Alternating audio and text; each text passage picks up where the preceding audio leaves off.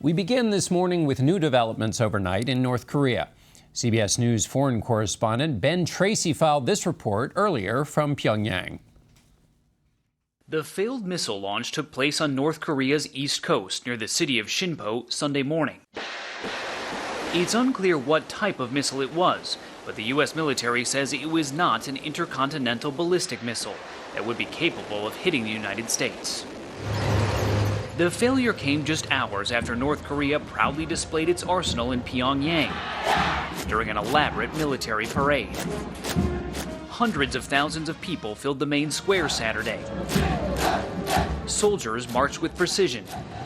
Tanks rolled down the street, and North Korea showed off its dangerous new possessions, a variety of ballistic missiles that can threaten its neighbors and nearby U.S. bases.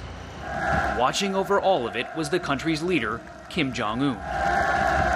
At the parade here in Pyongyang, a top-ranking North Korean official gave a speech, and he said that the United States is creating a dangerous situation, and that if the U.S. wants war, North Korea will answer with war. And this is clearly designed to remind the world what they're capable of. The White House is taking a more aggressive stance toward North Korea, trying to pressure it to end a series of escalating missile launches and nuclear tests.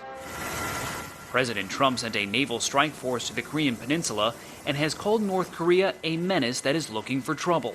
North Korea calls these provocative acts. Han Song-ryol is the country's vice minister of foreign affairs. He said the Trump administration's policy towards North Korea is the most hostile ever. Do you feel like your missile launches, your nuclear tests, are making this situation worse?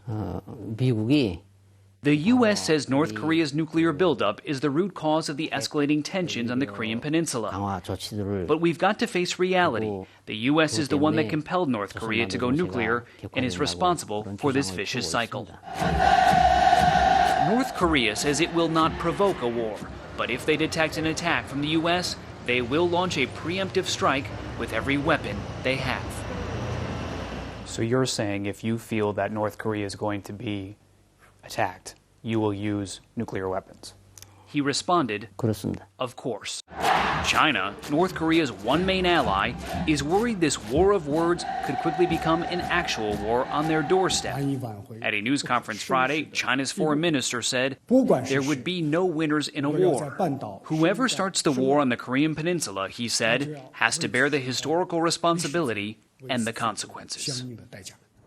The Trump administration would like China to put more pressure on North Korea to end its nuclear program, but it's unclear if that would work. North Korea's Vice Minister of Foreign Affairs told me there is nothing that will stop them from conducting a sixth nuclear test, and they will do it whenever they see fit. CBS News foreign correspondent Ben Tracy reporting from Pyongyang.